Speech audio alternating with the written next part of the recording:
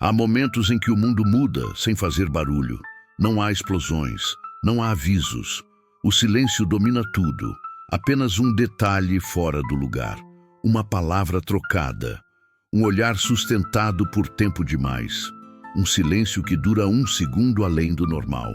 E às vezes, é nesse segundo que destinos são decididos. Naquela noite, ninguém no salão percebeu que algo estava prestes a desmoronar. As taças brilhavam sob a luz dos lustres. Os ternos eram impecáveis. Os sorrisos ensaiados. Mas por trás das conversas elegantes e dos apertos de mão calculados, havia algo invisível circulando entre as mesas. Algo que não aparecia nos contratos, nem nas cláusulas, nem nas promessas de crescimento global. Medo, não o medo escancarado, mas aquele mais perigoso, o medo silencioso, o que se esconde atrás de decisões rápidas, o que transforma confiança em armadilha. Alguém naquela sala sabia exatamente o que estava fazendo. Alguém estava conduzindo cada palavra como se fosse peça de um tabuleiro. E alguém ainda não tinha percebido que estava prestes a perder tudo. O problema da verdade é que ela não pede licença para aparecer. E quando surge, raramente vem sozinha. Naquela noite, ela viria acompanhada de traição, de violência, de exposição pública e de uma escolha que não poderia ser desfeita. Porque depois que certas palavras são ditas, não existe mais silêncio que as esconda. Se essa história mexer com você, se inscreva no canal, ativa o sininho para não perder nenhum vídeo e deixa seu comentário aqui embaixo, porque eu quero muito saber o que você faria se fosse contigo. Seu intérprete está mentindo, o garçom avisou o CEO, antes dele assinar um contrato milionário em inglês. O salão do Hotel Grand River parecia ter sido construído para intimidar. Lustres de cristal pendiam do teto como estrelas congeladas. O chão de mármore refletia cada passo, cada salto, cada sapato social polido, como se o lugar quisesse lembrar aos convidados que ali não existia espaço para erros. Eu caminhava entre mesas perfeitamente alinhadas, carregando uma bandeja com taças de champanhe importado e pequenas porções de canapés que custavam mais do que o meu aluguel. Meu nome é Samuel, tenho 27 anos, e naquela noite eu era apenas mais um garçom. Um invisível. Ou pelo menos era isso que os ricos pensavam. Enquanto eu passava entre os grupos de homens engravatados e mulheres perfumadas, eu ouvia conversas em pedaços. A bolsa vai reagir amanhã. Se a assinatura sair hoje, o mercado muda. O CEO não pode desconfiar de nada. Eu fingia que não escutava. Esse era o meu trabalho. Sorrir, servir e sumir. Mas naquela noite, algo estava errado. No centro do salão havia uma mesa maior, reservada para o homem mais importante dali, Leonardo Vilar, CEO da Vilar Tech, uma das empresas de tecnologia mais poderosas da América Latina. Eu já tinha visto o rosto dele em jornais e revistas. Ele era jovem para alguém tão poderoso, tinha o olhar frio, postura firme e um tipo de presença que fazia até os garçons mais experientes endireitarem as costas. Ao lado dele estava um homem de terno cinza claro, sorrindo demais. E do outro lado, um estrangeiro alto, com cabelos grisalhos, segurando uma pasta de couro. Entre eles, uma figura central fazia a ponte das palavras. Um intérprete. Bruno Lacerda. Eu sabia o nome porque ouvi alguém do hotel comentar mais cedo. Ele é o intérprete particular do CEO, ganha mais que a gente em um mês. Bruno falava inglês com fluidez, gesticulando com confiança. Mas o problema não era o inglês. O problema era o que ele estava dizendo. Porque, por acaso, eu entendia. Eu não era apenas um garçom. Eu havia estudado inglês durante anos. Meu pai tinha sido professor. Eu também tinha sido, antes de a vida me empurrar para a bandeja. E quando eu passei perto da mesa, com a bandeja tremendo levemente pelo peso, ouvi claramente. O estrangeiro disse: This clause guarantees that the patents remain under Villartec's ownership. Bruno traduziu olhando para Leonardo. Essa cláusula garante que as patentes ficam sob controle da empresa deles. Eu quase deixei a bandeja cair, porque aquilo não era um erro pequeno, era o contrário. O estrangeiro tinha dito que as patentes permaneceriam sob posse da Villartec. Bruno traduziu que ficariam sob posse da empresa estrangeira. Leonardo franziu o senho. Então eu estaria entregando tudo? Bruno sorriu rápido. Não. Isso é padrão. Confie em mim. Meu coração começou a bater como um tambor. Eu segui andando, tentando respirar. Eu queria acreditar que tinha ouvido errado, mas não tinha. E naquele instante eu entendi algo assustador. Alguém estava tentando enganar o CEO, e eu era o único no salão inteiro que tinha percebido. Só que eu era apenas um garçom. Quem acreditaria em mim? E se eu me metesse, eu poderia perder o emprego. Ou pior.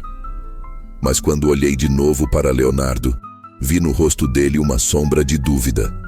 E eu soube, se ele assinasse aquele contrato, ele perderia muito mais do que dinheiro. Ele perderia a própria empresa. Eu segurei a bandeja com mais força, e a decisão que eu tomasse naquela noite mudaria tudo. Eu tentei continuar trabalhando como se nada estivesse acontecendo.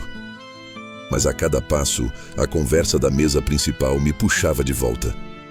Eu servia vinho a um casal que falava sobre viagens em Paris, mas minha mente estava presa na palavra clause. Cláusula, garantia, patentes. Eu não podia ignorar. Meu chefe, Rogério, supervisor do salão, me lançou um olhar severo quando percebeu que eu estava distraído. Samuel, foco. Essa mesa é a mais importante. Não quero problemas.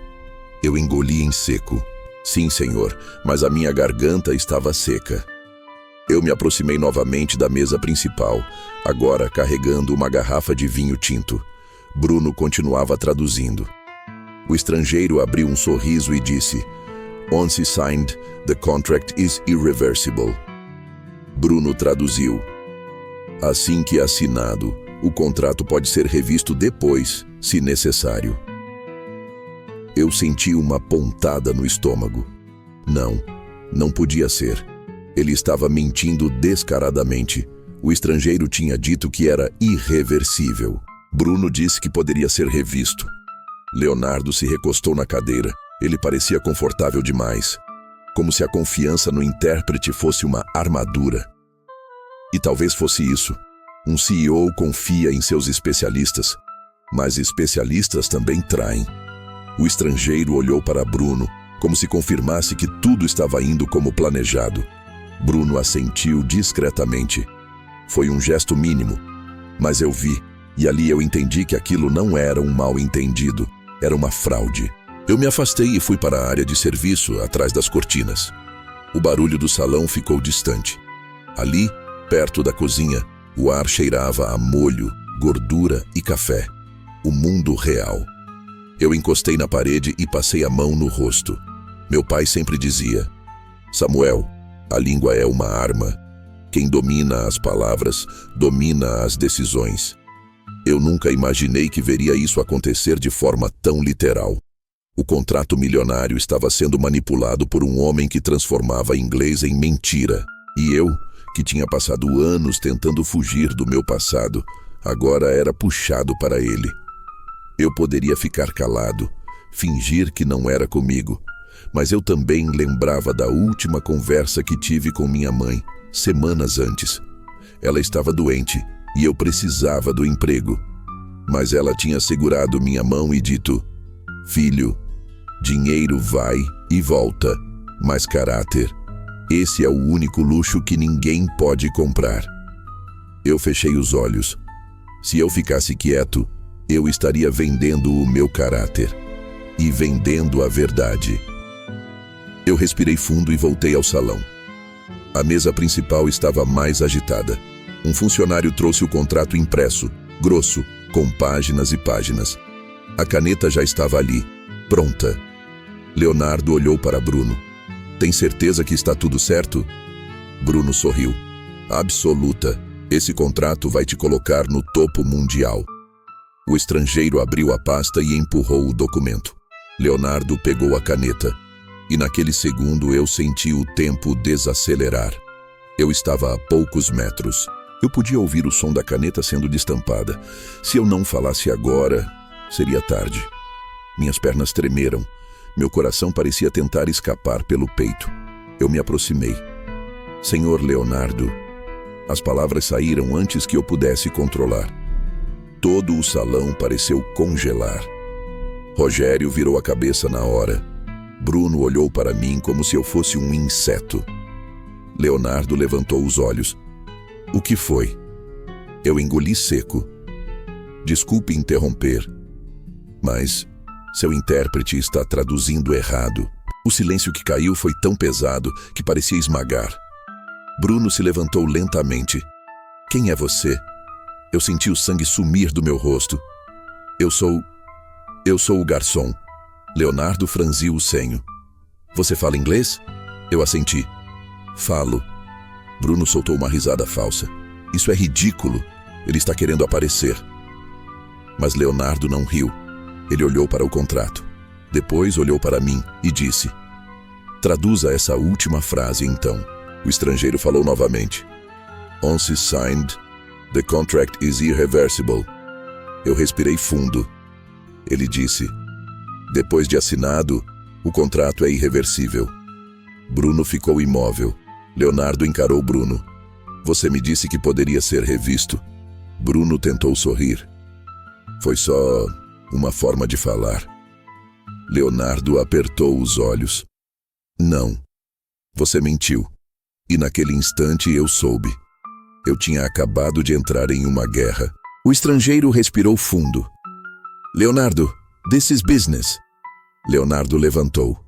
Não, isso é roubo. E foi nesse instante que tudo saiu do controle.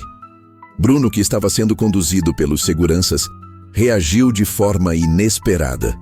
Ele se soltou com um movimento brusco, empurrando um dos homens contra a mesa. Taças se espatifaram no chão. Um dos convidados gritou. Vocês não entendem o que estão fazendo. Ele berrou. Antes que alguém pudesse reagir, Bruno avançou na direção da mesa principal, tentando arrancar o contrato das mãos de Leonardo. Um dos seguranças o segurou pelo braço, mas Bruno reagiu com violência, acertando um soco desajeitado e derrubando uma cadeira. O salão virou caos. O estrangeiro deu 2 passos para trás. Eu congelei. Bruno estava desesperado. E pessoas desesperadas são imprevisíveis. Você não pode provar nada. Ele gritava. Leonardo manteve a postura, mas seus olhos estavam atentos. Os seguranças finalmente conseguiram imobilizá-lo contra o chão de mármore frio. Mas, mesmo preso, Bruno começou a rir. Uma risada errada. Vocês acham que isso acaba aqui? O estrangeiro tentou intervir. Calm down, Bruno. Fica quieto. Ele gritou em inglês. E então ele virou o rosto na minha direção. Você começou isso, garçom. Agora assista. Leonardo franziu o senho. O que ele quer dizer com isso? Bruno respirou fundo, ainda contido. Já está tudo programado. Um silêncio estranho caiu sobre o salão. Leonardo apertou os olhos. Programado o quê? Bruno sorriu, suado, descabelado. Se eu não saísse daqui com o contrato assinado, certas informações seriam liberadas. Meu estômago afundou. Que informações? Leonardo perguntou firme. Bruno inclinou a cabeça. E-mails internos, conversas estratégicas, planos de expansão. Tudo fora de contexto. O estrangeiro empalideceu. Bruno, stop! Cala a boca! Ele repetiu. Leonardo se aproximou lentamente. Você está me chantageando? Bruno abriu um sorriso torto. Não você. Ele me encarou. Ele. Meu coração disparou. O que você fez? Leonardo exigiu. Bruno riu novamente. Pesquisa básica, nome completo. Endereço. Hospital da mãe. Eu senti o mundo girar. Você é doente, murmurei. Não, eu sou prevenido. Leonardo fez sinal para que os seguranças o levantassem. Se qualquer coisa for vazada, isso só vai piorar sua situação. Bruno inclinou o rosto, quase satisfeito. Já foi. O celular de Leonardo vibrou.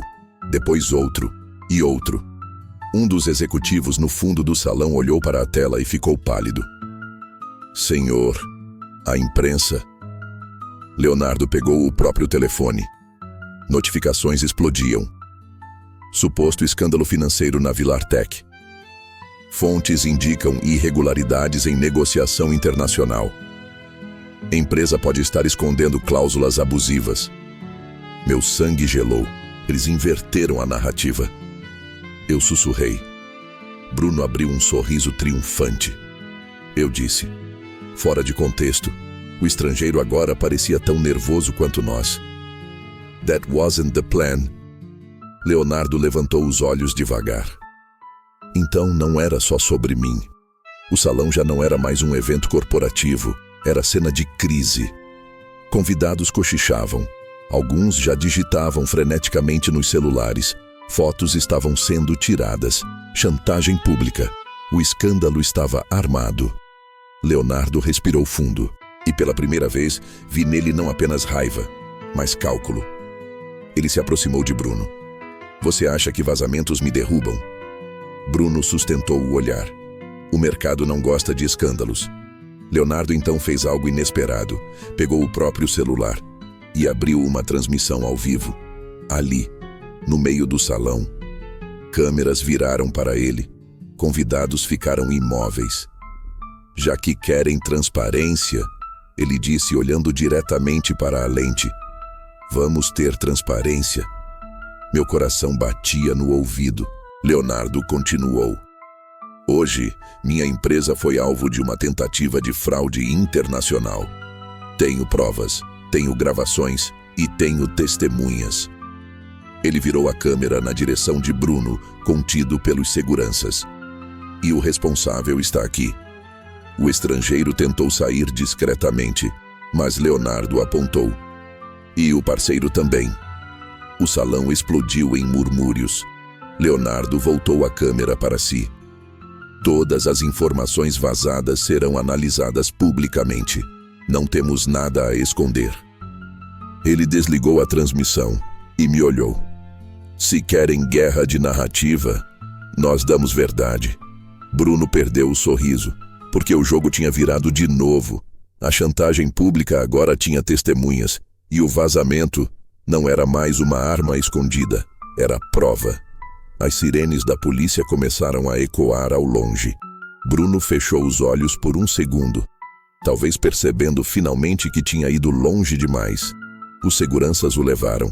O estrangeiro foi contido logo depois, e eu fiquei ali, parado, tentando processar o que tinha acabado de acontecer. Eu só queria impedir uma assinatura. Agora eu estava no meio de um escândalo internacional. Leonardo se aproximou de mim. Está com medo? Eu respirei fundo. Estou. Ele assentiu. Ótimo. Significa que você entende o tamanho disso. Eu olhei ao redor. O luxo estava quebrado. Vidros no chão. Reputações em risco. Uma guerra iniciada. E tudo porque alguém decidiu mentir. Leonardo colocou a mão no meu ombro. Agora não tem mais volta. E dessa vez, eu soube que ele estava certo. A reunião foi encerrada sem assinatura. Os convidados começaram a sair, murmurando como se tivessem acabado de ver um escândalo histórico. Eu voltei para a área de serviço com as mãos tremendo. Rogério me puxou pelo braço. Você enlouqueceu? Você sabe o que fez? Eu evitei um golpe.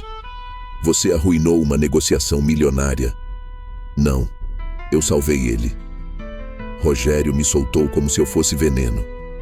Você está demitido. As palavras bateram como um soco. Eu sabia. Eu tinha arriscado tudo. E agora eu pagaria. Eu tirei o avental. Sem discutir, sem implorar. Eu caminhei até o corredor do hotel indo em direção à saída dos funcionários, mas antes que eu chegasse, ouvi passos atrás de mim. Samuel, eu virei. Era Leonardo. Ele não estava mais no terno impecável. Agora parecia cansado. Humano. Você está indo embora? Eu engoli seco.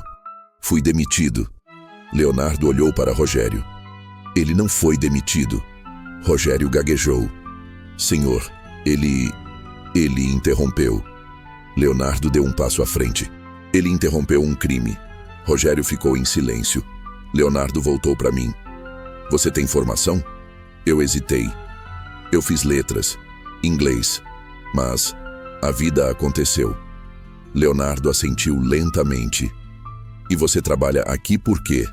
Eu senti a garganta fechar. Minha mãe está doente. Leonardo ficou sério. Quanto custa o tratamento? Eu arregalei os olhos. Senhor, não precisa... Quanto?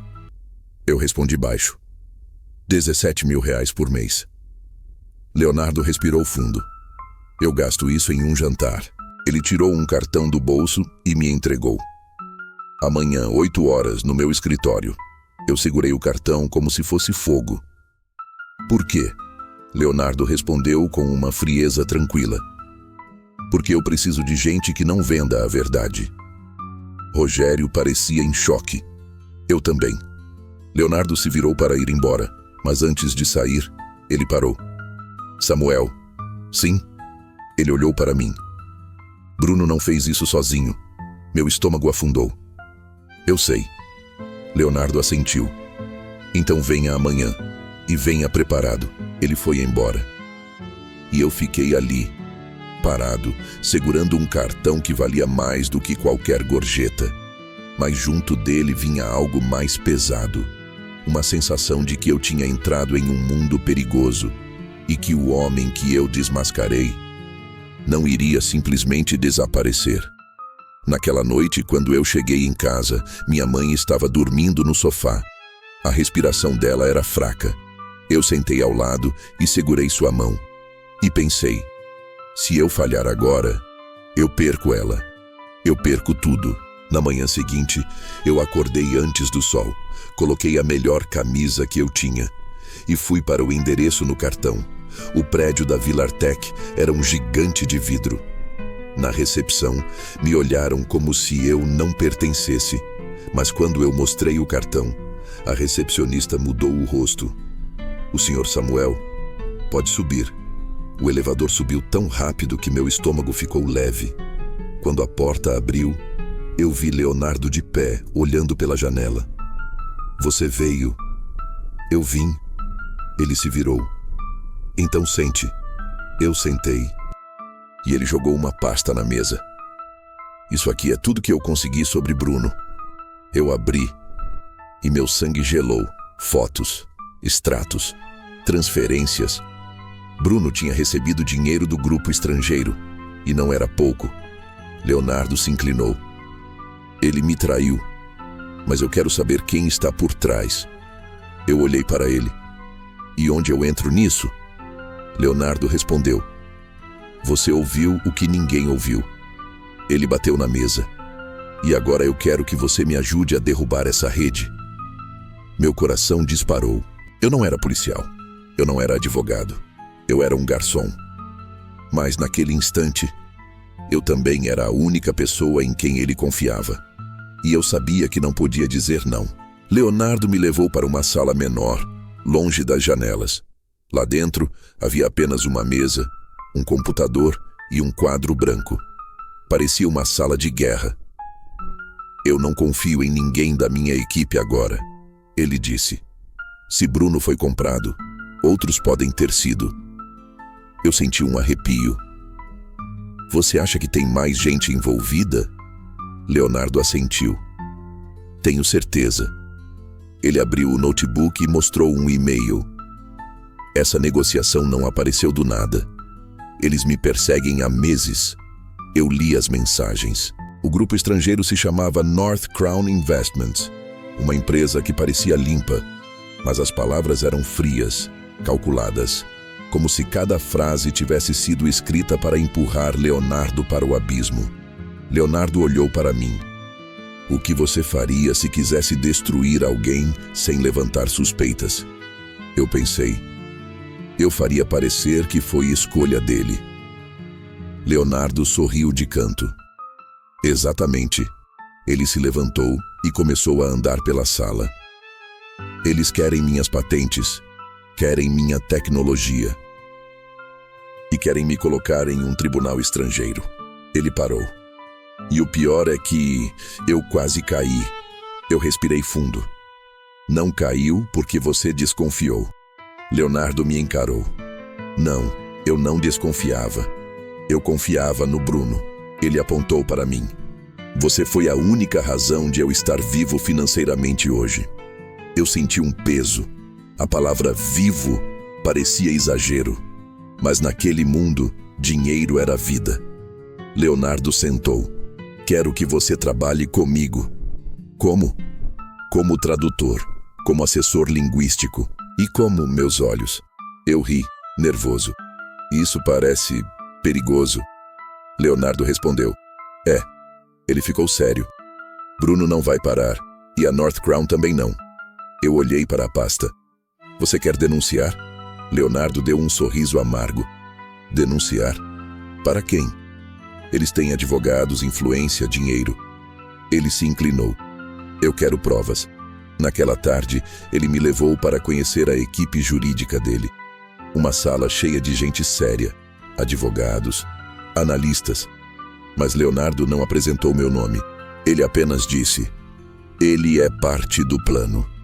Eu não sabia se aquilo era honra ou sentença. Nos dias seguintes, eu comecei a trabalhar no prédio. E o choque foi grande. Eu saí de uma cozinha quente para um escritório gelado. Saí de bandejas para documentos. Mas a verdade era que eu ainda me sentia um intruso. E talvez fosse. A cada corredor eu sentia olhares. Olhares que perguntavam sem falar. Quem é esse cara? Eu tentava manter a postura, mas por dentro eu era só um homem com medo de estar andando em terreno minado. Leonardo me deu um crachá provisório e uma mesa perto da sala dele.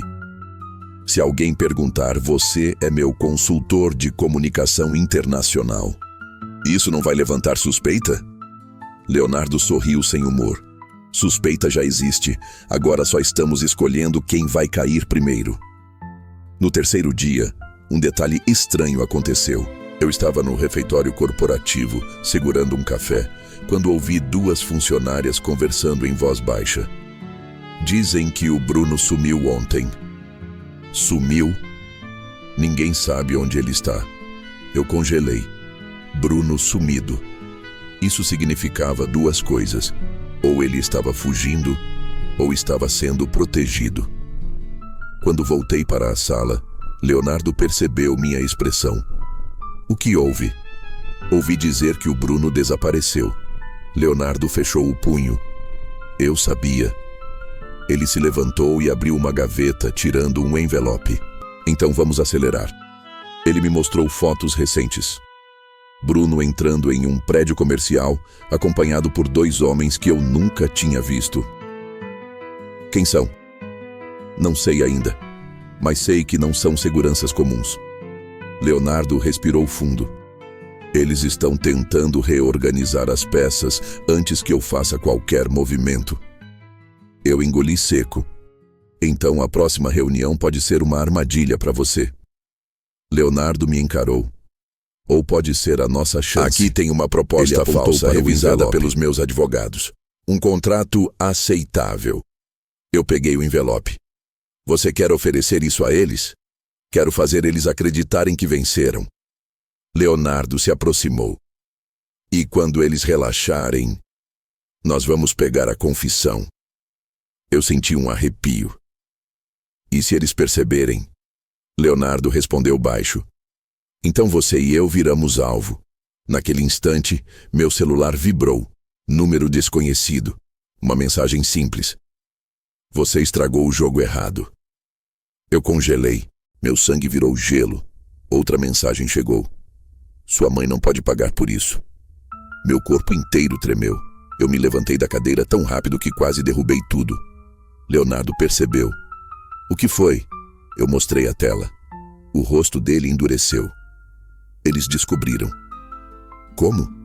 Leonardo pegou o telefone. Segurança. Agora. Eu engoli seco. Eles citaram minha mãe. Leonardo olhou para mim sério. Samuel, isso ficou pessoal. Eu senti uma raiva que eu não sabia que existia. Sempre foi pessoal. Leonardo respirou fundo. Então vamos acabar com isso rápido. Ele se levantou. Você vai me ajudar a montar uma armadilha. Uma armadilha? Vamos fingir que eu aceitei assinar. Eu arregalei os olhos. Você quer atrair eles de novo? Leonardo assentiu. Sim, e dessa vez nós vamos gravar tudo. Meu coração disparou. A imagem do salão luxuoso voltou na minha mente. O sorriso do estrangeiro, a ameaça de Bruno. E agora? Eu sabia. A próxima reunião não seria apenas sobre dinheiro. Seria sobre sobrevivência. A segunda reunião aconteceu uma semana depois. Dessa vez não foi no hotel. Foi em um prédio comercial alugado, neutro, uma sala branca, uma mesa longa, cadeiras alinhadas, câmeras escondidas, microfones discretos, tudo preparado. Leonardo entrou primeiro, calmo, elegante, como se nunca tivesse sido traído. Eu entrei depois carregando uma pasta. Agora eu não era garçom. Eu era oficialmente o tradutor. O representante estrangeiro chegou com o mesmo sorriso. E, para minha surpresa, Bruno também apareceu. Ele entrou como se fosse dono do mundo. E quando me viu, seus olhos brilharam com ódio. Então o garçom virou tradutor. Leonardo não reagiu. Ele virou alguém que eu confio. O estrangeiro pigarreou. Shall we begin? Eu traduzi. Ele perguntou se podemos começar. Leonardo assentiu. Vamos. A reunião começou. O contrato foi apresentado. Mas dessa vez, Leonardo fingia concordar. Ele fazia perguntas. Fingia aceitar concessões. Bruno tentava voltar ao papel de intérprete, interrompendo. Eu posso traduzir melhor, Léo. Leonardo respondeu seco. Não, você pode ficar calado. Bruno mordeu o lábio. O estrangeiro continuou. The final clause ensures the immediate transfer of intellectual property rights. Eu traduzi com calma. A cláusula final garante a transferência imediata dos direitos de propriedade intelectual. Leonardo fingiu surpresa. Transferência imediata? O estrangeiro sorriu. Yes. Leonardo olhou para Bruno. Engraçado. Da última vez você disse que eu manteria as patentes. Bruno tentou rir. Eu me confundi. Leonardo colocou o dedo na mesa. Você se confunde demais para alguém tão caro. O estrangeiro ficou desconfortável. Leonardo, are we signing or not? Leonardo se inclinou. Eu vou assinar. Meu coração quase parou. Mas eu sabia. Era teatro. Leonardo pegou a caneta. Bruno sorriu. O estrangeiro relaxou, mas antes de Leonardo encostar a caneta no papel, ele levantou os olhos. Antes quero fazer uma pergunta. O estrangeiro levantou a sobrancelha. Go ahead. Leonardo apontou para Bruno. Quanto você recebeu para me vender? Bruno travou. O quê? Leonardo apertou um botão no controle escondido e uma tela atrás deles acendeu.